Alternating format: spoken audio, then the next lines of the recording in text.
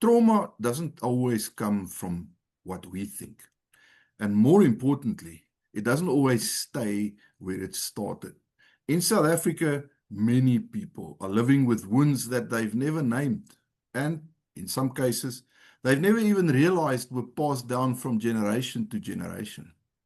Today, I'm joined by a registered trauma counselor, Johan Kloppers from Hawk Consultancy, and we are going to be unpacking how trauma really works, how it shows up even years later, and how it can silently shape entire generations.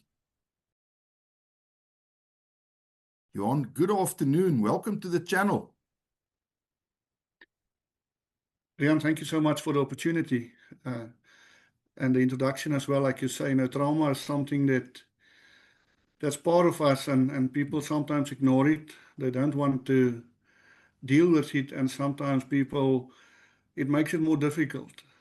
And I always say, if people can just come to the point of start talking and people start listening, we can so much more help each other to continue on this path of us that we are on. Thank you so much. Well, yeah, I've been looking forward to this conversation for a while now, so I'm very happy that we are getting to it. So before we dive into the trauma part itself, can you maybe just tell us a little bit about your journey into trauma counseling? What drew you to this field? Because I mean, this is probably the most draining job that I personally can think of on an emotional level. What shaped your approach? How did your work at Hawk Consultancy evolve over the years? Something my wife always say that I will always be a policeman. So my career started off as a policeman, and I was, not really realizing when I was a young policeman, you actually did counseling in brackets as well, where you had to deal with people. I mean, on motor vehicle accidents, or you walk into a crime scene where someone was killed, suicide matters in a hospital, obtaining affidavits from people. And interesting enough, I did it for about 4 years, and I came to a point where I was of the opinion I've dealt enough with blood, and I moved on into more civilized investigations, being a fraud investigator, and I had a whole circle of conducting mostly my life, like I say, in investigations. And then it came to a point where there was a calling for me to be more involved with people, seeing the hardship, experiencing the hardship. And I was fortunate enough to be able, someone sponsored me, and I did trauma counseling for beginners at Tikkies University. Okay. And there the penny dropped, where I got into trauma, experienced my own trauma. Like I always say, most of us, although not realizing it, I mean, trauma is something that happens to all of us. How small, how big it comes. And it just, I felt the need to be with people and to help people. And that is how it came about, that I became more increasingly involved in farm attacks, farm murders cases, where I worked for AfriForum for 7 years. Okay. And that was my duty. In 7 years there, I dealt with nearly 300 farm attacks, farm murders. Wow. And it was cases that was from the most brutal way that people had lost their lives. So, and the focus for me was on people, the aftermath as well. The incident itself is very traumatic, but afterwards, what we are left with. And that made it for me my calling. And 2 years ago, my season came to an end with AfriForum, and I went fully into myself, working for myself, traveling the whole country. If people ask me where's my office, I will tell them it's standing here outside. It's my bakkie, that I'm traveling a lot, doing between 3,000-4,000 kilos a month, all over the country. Where there's a calling, where there's a need, I will go out and I will assist the people, and just be here to be an extra shoulder, to be an ear to listen. And sometimes we cry together, because I think that's something that also is Yep. People don't realize it. We have to cry. Old lady, the one day she said to me, after her husband passed away, she said, it's good to cry because the eyes are the windows of life and they have to be washed properly and more regularly as that we need to. And that made sense to me as well. I like it. So to expand on the trauma situation, I think it's safe enough to say that a lot of people, at least when they talk about trauma, they are thinking of extreme violence or catastrophic events. From your own experience, how would you expand on that definition? And can you maybe share examples of the kinds of trauma that often go unnoticed, but tend to deeply shape a person's life? I always, I'm quite a picture person. I like to speak in pictures, and it also always makes sense to me. And when you talk to people about trauma, like you said, it's always this thing, but what is trauma? And how do you explain it in a proper, easy manner or easy way to people? And I always say to people, if you take a piece of standard A4 paper, all of us, our lives is like this piece of paper. And what it basically means is that we go through life unharmed, nothing happens to us. And then suddenly trauma happens. So that incident of a motor vehicle accident, a farm attack, a shooting incident. I mean, we saw in the media yesterday, there's a lawyer, she got out of a vehicle in Joburg, CBD, walking to the court, and she was shot in street. I mean, Yes. The people that saw that. Terrible. And then when trauma happens, this piece of paper is never like it is or was before. So that means that you can do what you ever want to this piece of paper. You can wet it down, you can iron it. It will never be like it was before.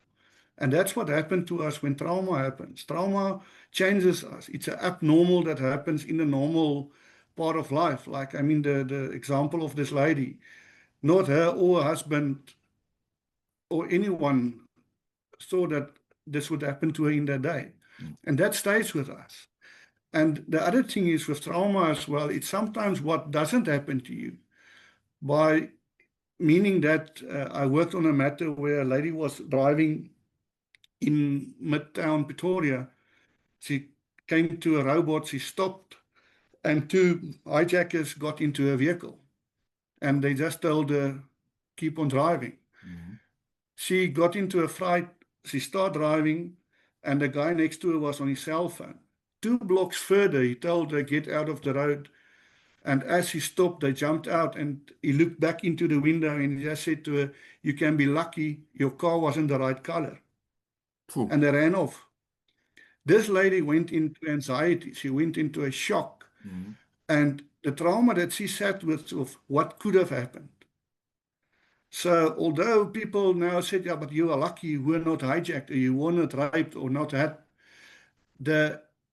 what happened to her is that she had to deal with this. And she started building these stories into her. So when we start doing counseling and I sat with her, you had to come to a point to say, listen, it didn't happen, but it could have happened.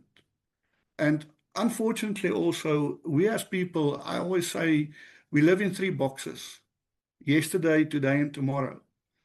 But unfortunately, most of us or all of us live in the box 1 and 3. We want to change yesterday and we want to plan tomorrow. But the here and now, we don't keep up with. So what happened to me? If I just maybe if I didn't use that same route or whatever, maybe if we didn't went home so late, maybe the criminals wouldn't have found us. Or listen, we have to go tomorrow to A, B, or C, but let's take this route. Or listen, what can happen to us? The anxiety that people sit with, and that is what happens with us, and trauma as well. Like you say, your person that actually, this lady that was, let's use the example that was shot. She was the prime trauma what happened to her. But the bystanders, what saw when she was shot, I saw images where she was covered, lying in the street, and next to her was a police official standing. What was going through that police official's mind? What happened there? And with social media, people, when something happens to someone and the case is blown up or there's false information. Now with the petrol price, there's people saying, yeah, they're paying 35 rand already for a liter of diesel. There's small towns that people are saying, listen, do we still have diesel? And then the people will say, listen, there's no problem in our town. But that is the problem, and because each of us is unique, we deal with it differently. And that's make it so difficult sometimes if people say to someone, listen, it's been so long, you're dealing with your trauma. But you and me are unique. We share and we deal with it differently. I always say to people, it's like running 100 meters. All of us will start off on the same line. Maybe the guy in line 1, he will end it up in 10 seconds. I know for myself, I will have a hamstring pulled on 5 meters. Maybe you are a social guy, you will see someone in the pavilion, you have a selfie. And the guy at the end will get irritated because we're not completing our 100 meter. But that's where it comes in, that everything takes time, but time also needs time. And that makes it difficult for people to understand. You've now worked with many individuals over time that are carrying unresolved trauma. How does it typically show up in someone's daily life? So often it happens many years after the original event. And what stories, if any, stand out for you that really illustrate how the nervous system specifically remembers what your mind tries so hard to forget? Rian, the thing with trauma as well, and that is with years of, for myself, or experience, but what people have also acknowledged, trauma comes back to us in uneven numbers, meaning 1, 3, 5, 7. So a day after the incident, a year after the incident, 5 months after the incident, 5 years.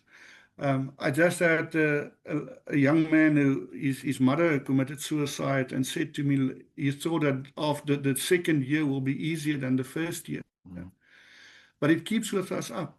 It's part of us. That's why also, if you look at I always say that the explanation of the word trauma directly translated, it's a wound on the heart.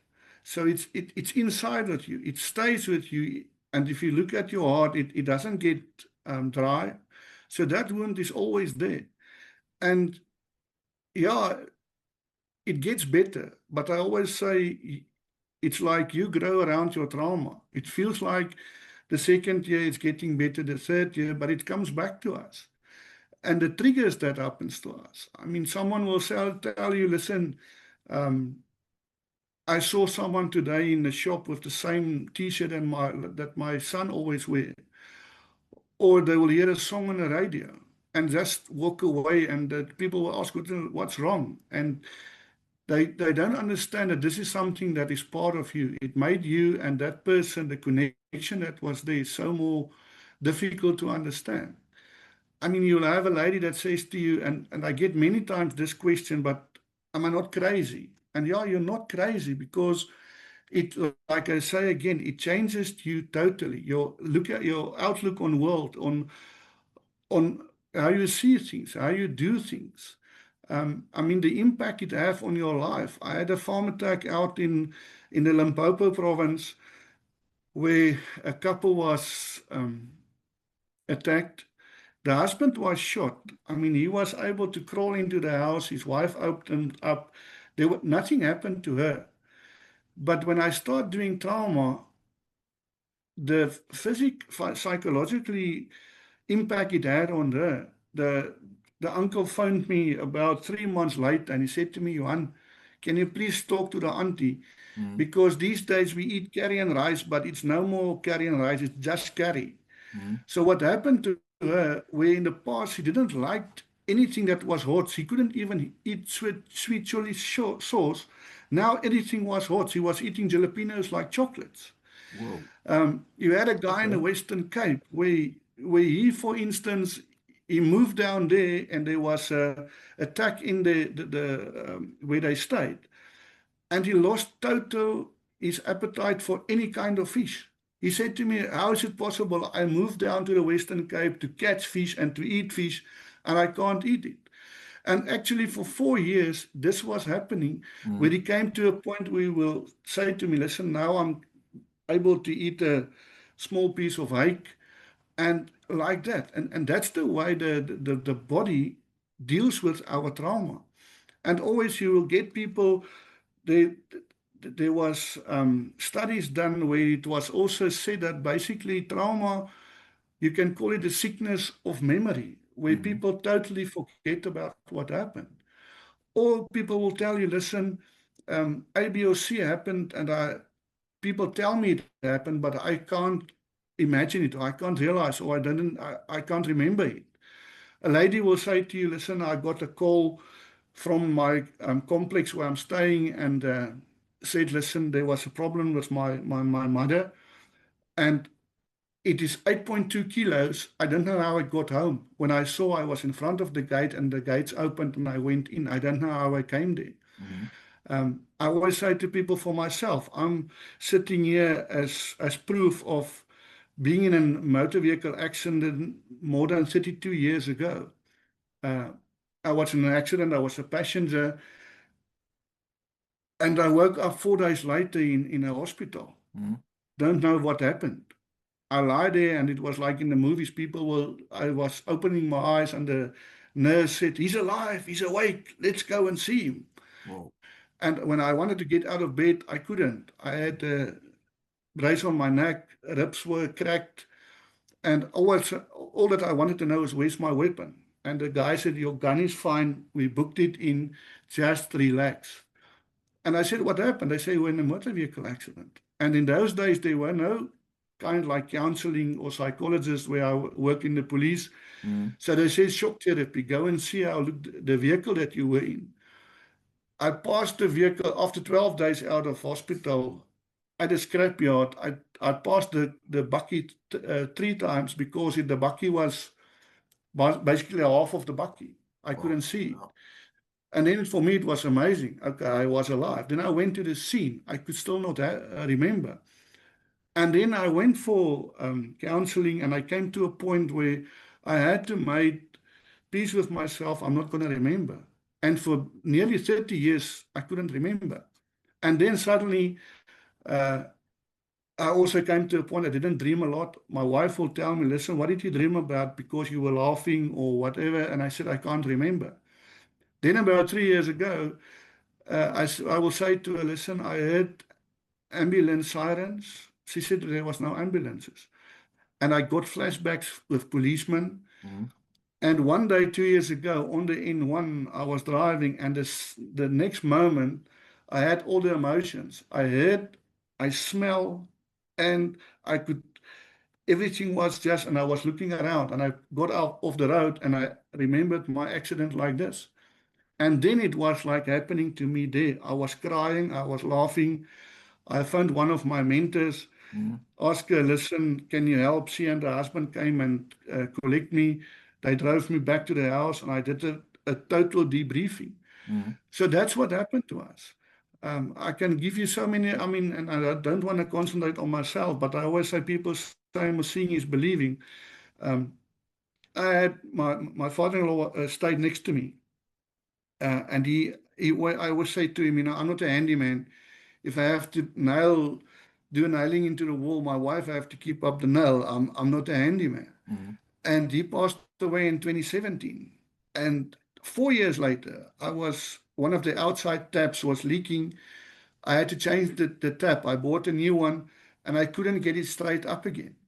I walked into the house, get the key, and walked out, because now I'm in my mind and my head, I'm going to ask him. And when I opened his lock to the gate, it struck me, listen, he's no longer here. And that's the thing with trauma. It comes back to us in this unanswered or unwanted ways.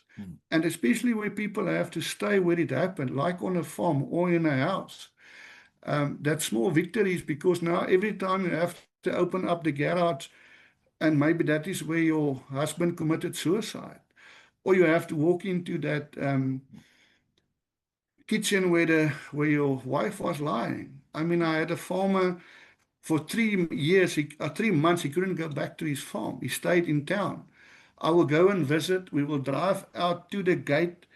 I will walk into the gate, and he will sit in the buck. He refused to go in. It took him 3 months to do that again, because that, I mean, the moment again, like I say with the paper, your world is shattered. The trust in everything is gone. And that is where trauma counseling comes in, to try to build up that trust again from, I mean, and the difficult part is, like, now you have to sit with a total stranger like me, explain and discuss with me what happened to me.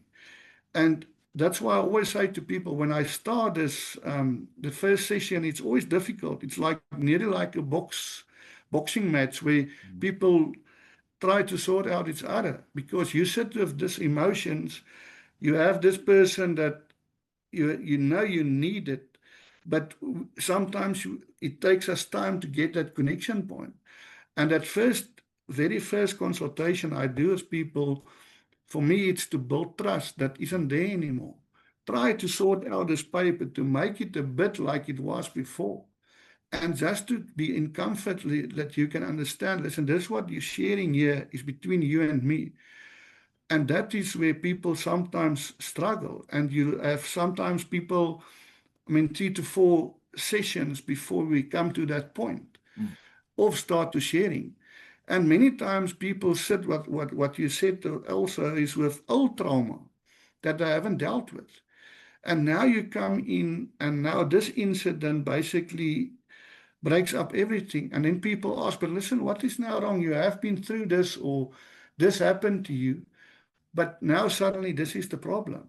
And I always say, it's like that old, there's an old advertisement from one of the takeaway places, where this guy is walking with his packet of chicken wings, and the small orang-utang is sitting on his shoulder, and he's eating.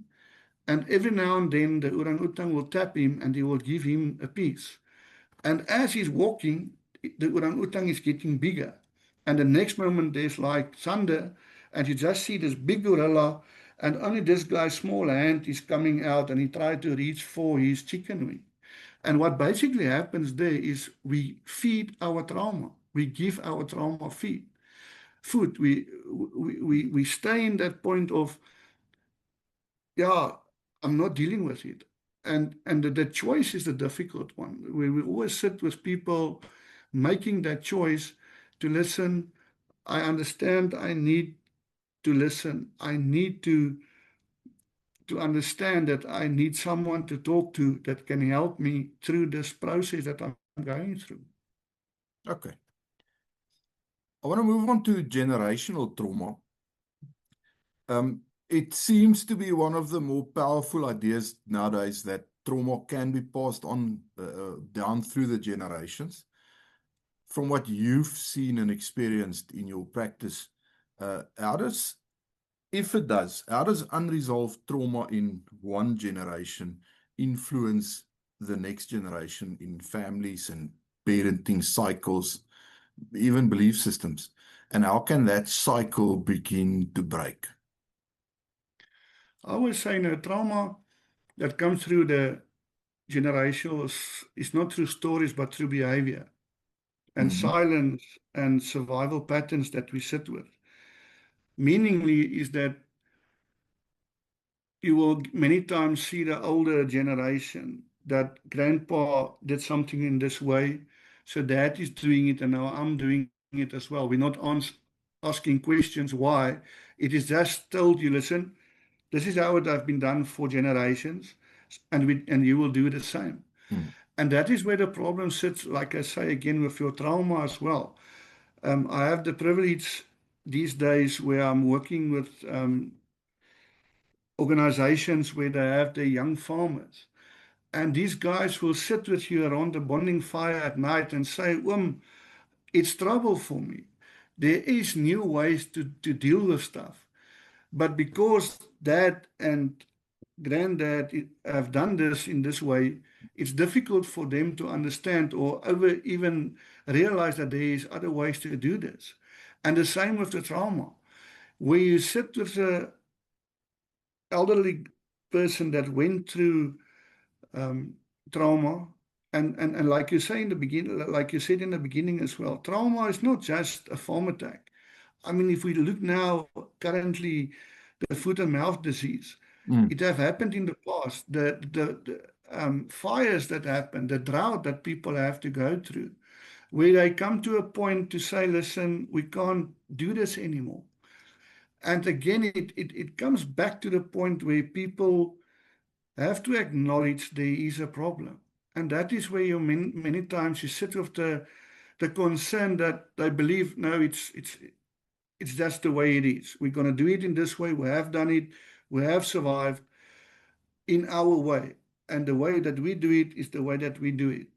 And the stigma around trauma as well. And people not understanding that, listen, it is allowed to be, it's allowed okay not to be okay. And that is where the problem is lying. You know, I always use the comment where I say, your guys will stand around the fire and they can talk to each other about going for medical examinations that is quite intimate, but don't talk about going for counseling. So, because then you are seen like a softie. And the ways people deal with that, you know, you will have an incident where he came to a T-junction, he and his wife, a worker and 2 dogs on a bakkie, and next to the road he saw there was a scuffle going on. And as he passes by, he slowed down, and it was a hijacking that was taking place. And this guy starts shooting at him. He took out his weapon, and in that moment, he realized, listen, I can't shoot at him. Let me just shoot warning sign, shot into the ground, and get out of the way. And he drove off. Afterwards, he would receive comments like, listen, can we arrange for you to go for some shooting exercise because it seems like you don't know how to shoot. People don't understand what happened to him in that moment. Or you will have someone telling, and people think they will make a joke about the way that someone came across when he found his wife being attacked. And it makes it difficult for the people. And all of this is, again, the gorilla on the orangutan on the shoulder. We're feeding it, and it just gets bigger and bigger. And we go into silence. People will sit and they don't talk about it. You know, currently I was 3 weeks ago, I went up to the northwest and to the Northern Cape, and I just stopped on farms where I ended up basically in the kraal with some of these farmers. And we just sat there, and they just pulled out how they are feeling inside. And where the ladies will say to you, the farm ladies of the farm will say to you, listen, I'm worried. I'm keeping the safe key around my neck because in the morning my husband will get up, he's not talking, he finishes half of his cup of coffee, and he don't even take his cell phone, he gets into his bakkie and he drove off into the field. That silentness is so much problem. And it's bigger than people realize. When I was in the Free State, I had a presentation done, and one of the people there said to me, Johan, people don't understand the loneliness of a farmer sitting on his tractor in the field and have only himself to talk to. And that is where the problem is coming in, because he will come home at night, his lady will ask him, Dad, what's wrong? No, nothing is wrong. But what can I do for you? Don't worry, it's my way. I will deal with this. Just do what I'm telling you. And that's make it so also, it makes it difficult for the younger generation to understand. Up in the Northern Cape, with the drought last 2 years ago, the young farmers came up with an idea of cutting down some stuff in the field that they could use as feed to the cows, where it was haven't been done before. And that balance of probability and to understand from the older generation makes it difficult. And Yes. also, I think the thing, it comes down to the point for accepting and acknowledge that, listen, I'm wrong. That makes it difficult as well. That people can say to someone, listen, I'm wrong, or sorry for what I've said, or sorry for what I've done. And it's always that fight and arguments between each other of who's wrong, who's right, and it makes it difficult. But the main thing, like I say, and it takes sometimes a lot of input from my side and even sometimes from communities to say to someone, listen, but you have to come to a point to acknowledge you need help. But the difficult part is, if you as the individual who's sitting with the issues don't acknowledge and decide that, listen, okay, I'm here now. I need help. Come and visit me. Come and have a talk with me. It makes it difficult. I had an incident where a farmer and his wife she was brutally attacked. And I got there and she was in hospital. And he dragged me through his house where he said to me, listen, Johan, come and look here. And he was actually dragging me like this through the home. On each door, there was Psalm 91 was laminated. I said my wife was praying every night, Psalm 91. And look at her now, she's lying in a hospital. And he pushed me away that I stumbled onto my backside, and he said to me, where were you, God, your God, when this happened? And then it comes to a point where there's no practical studying that I'd done, or even in theory that I could tell him. And all that I said to him, Uncle, I'm sorry. I'm here for you. And he said, that's not what I want to hear. And I got out, and for a year, I visited his wife. When I get to the farm, he will either not be there, or he will just have a look at me, and he walked off. And again, like I said to you in the present, on the day of the incident, 1 year later, I got a phone call from him. And when I answered the phone, he said to me, Johan, will you come and pray for me? And I kept quiet for a few seconds, and I said the following, Neoum, I won't. But before he could answer, I said to him, I will come and we will pray together. He said, and when will you be here? That next morning I drove out, stopped. We greeted each by hand. He got into my buck. We drove into the field and we prayed together. And we got home again.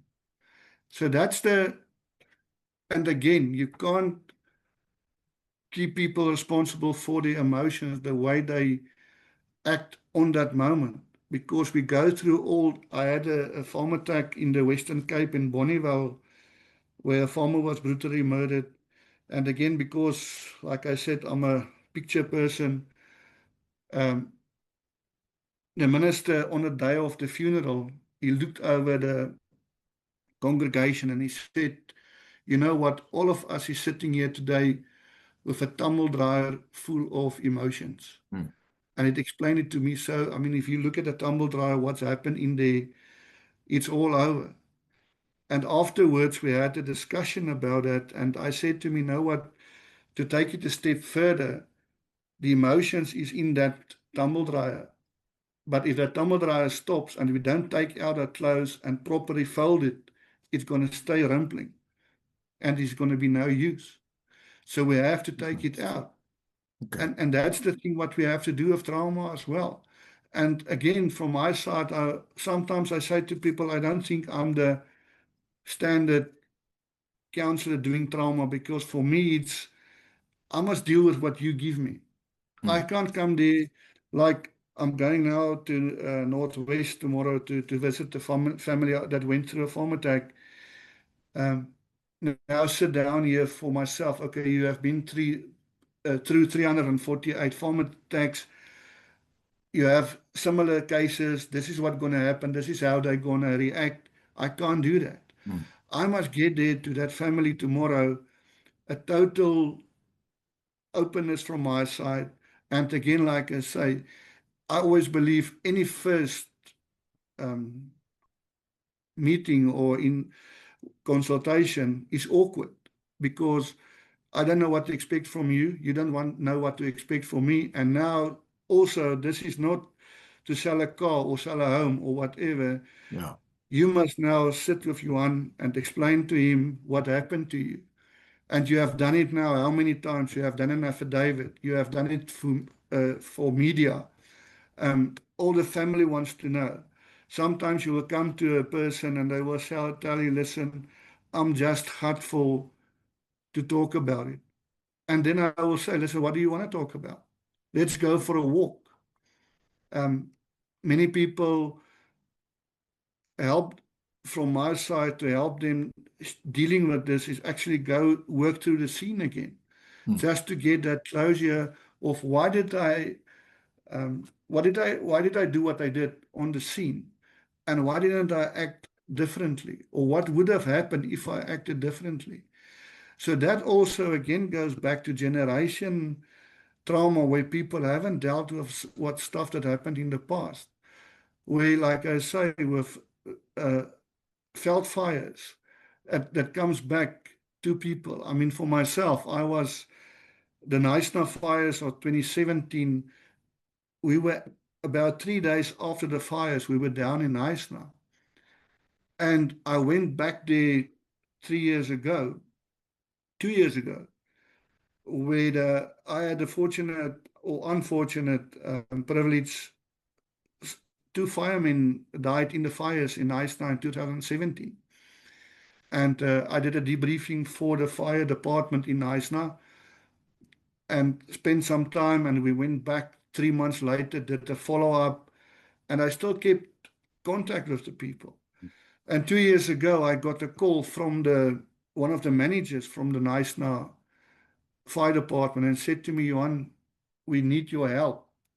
3 of the firemen that worked on that scene worked on the scene in George where the building collapsed. So there was no fire. But what they saw again and what they experienced to go into that rubble and to look for people triggered what happened to them in 2017. So it came back to them. 7 years later, it came back to them. And that is what, like I say again, people will look at you funny if you start dealing with stuff differently, or on a specific date, you are not feeling well. On the day of the incident, many times people will at night will phone you or the following day and say, hey, yesterday it was 4 years and I forgot about it. But it came back to me.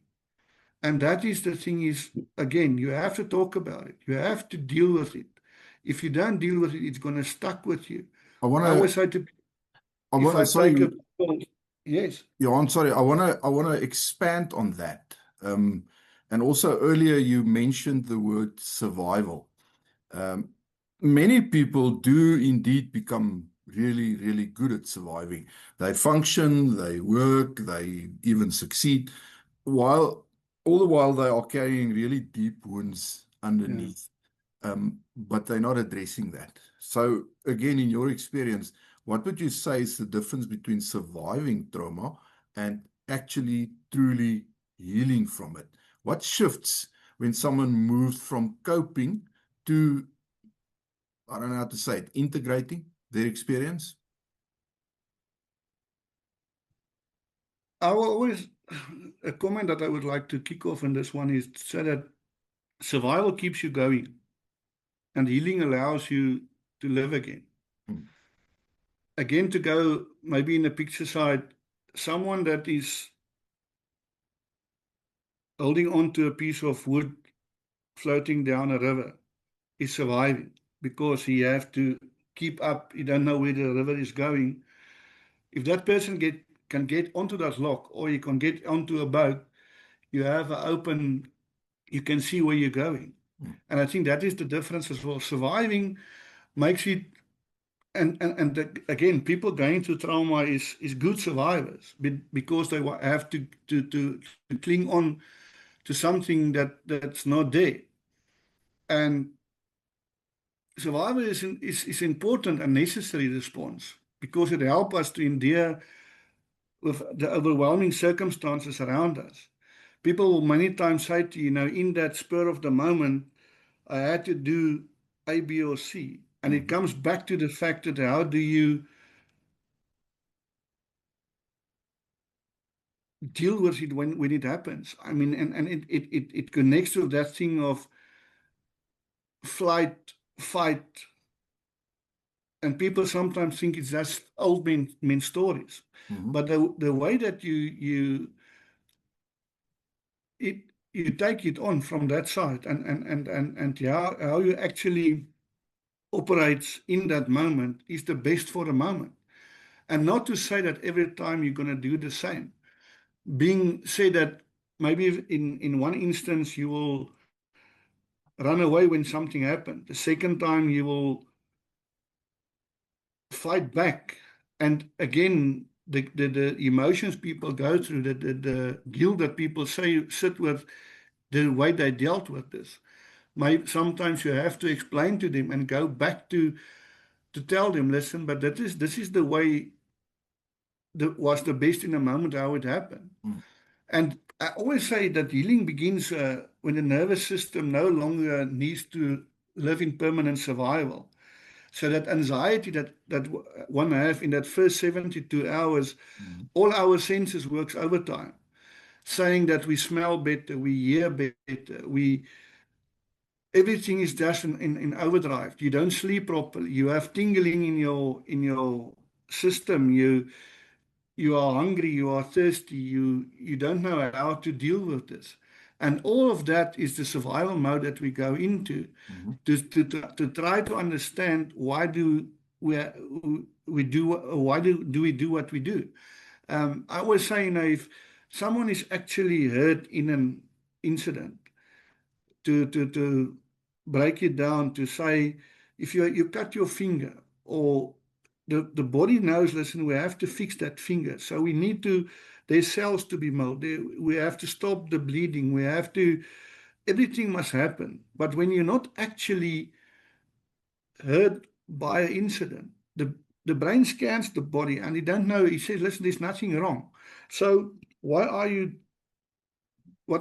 doing what you're doing?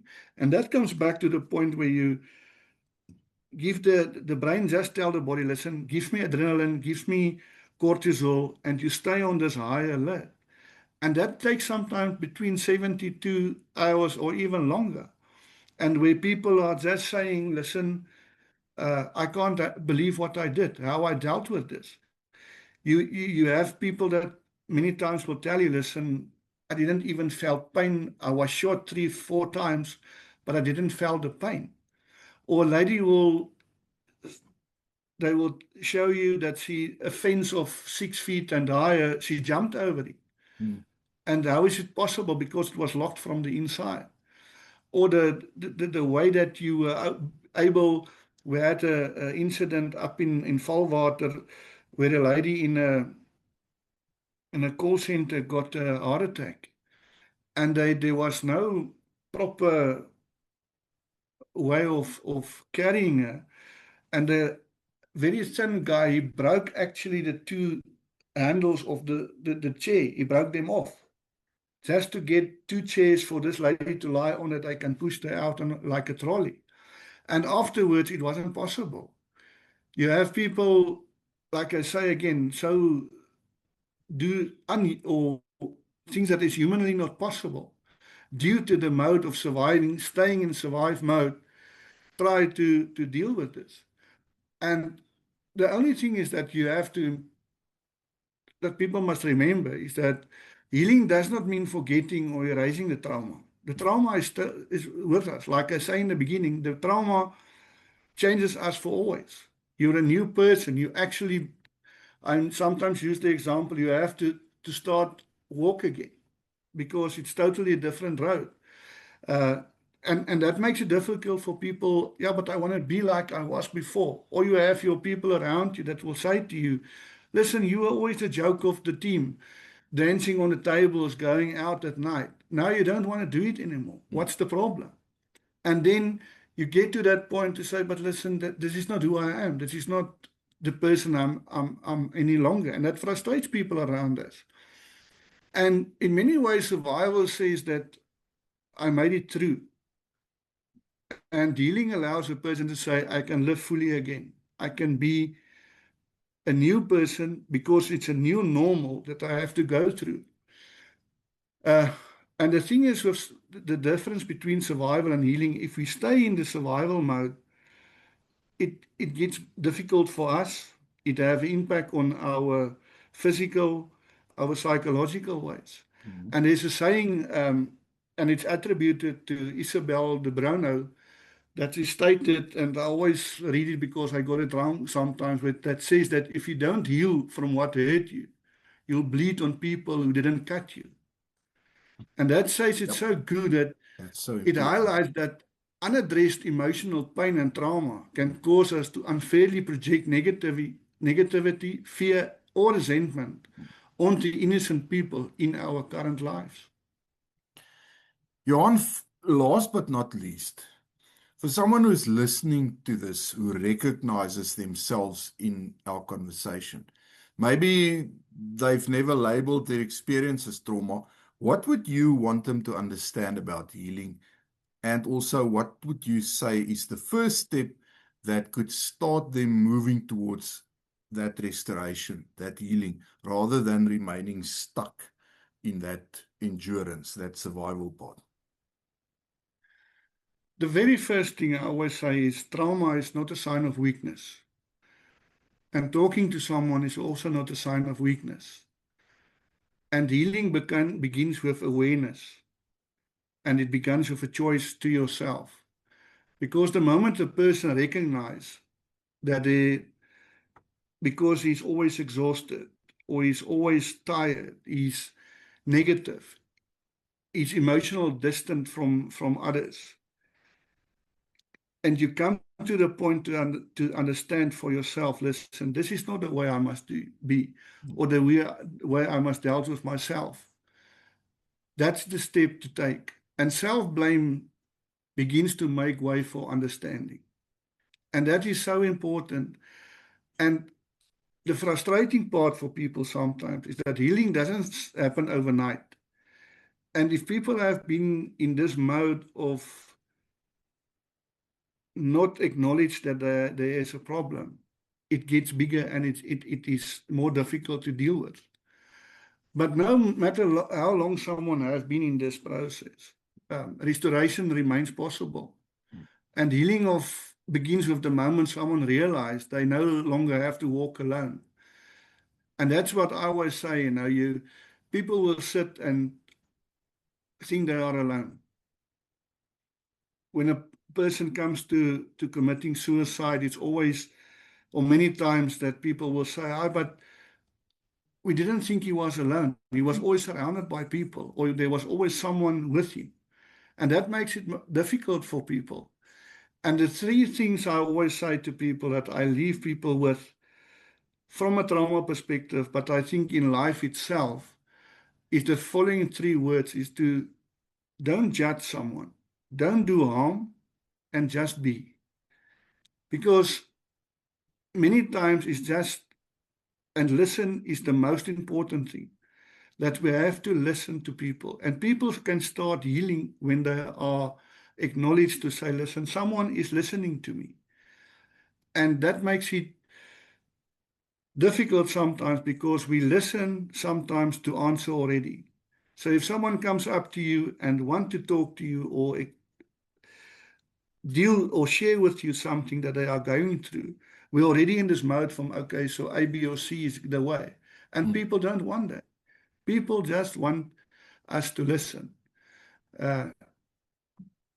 the old toppies don't really like this one, but I always say to people from my side as well, you know, I don't know if you know about the Disney theory, where they say when you go to Disney World and all the cartoon walking around the mascots, when they hug someone, they're not allowed to leave Oh.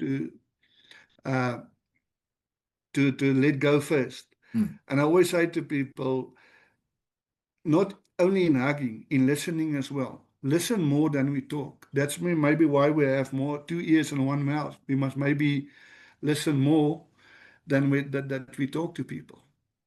Well, I think I'm going to end it with those wise words, because I believe those words are very wise indeed. Listen more than you talk. If this conversation changed how you think about trauma, please share it with someone who needs it, because understanding is often the first step towards healing, and maybe that person is you. If you like this video, please click the like button. Please subscribe to the channel, and please, as always, smash that bell icon so you can get notifications of new videos coming out. If you are interested in any of the training provided, link in the description below the video, check it out. We look forward to seeing you on a range one of these days. Johan, thank you so much for sharing all of this knowledge with us. I do hope and trust that somebody out there will find tremendous value in your words. Leon, thank you again for the privilege and opportunity. And like I say always to people, talk to me. I speak, listen fluently. Thank you.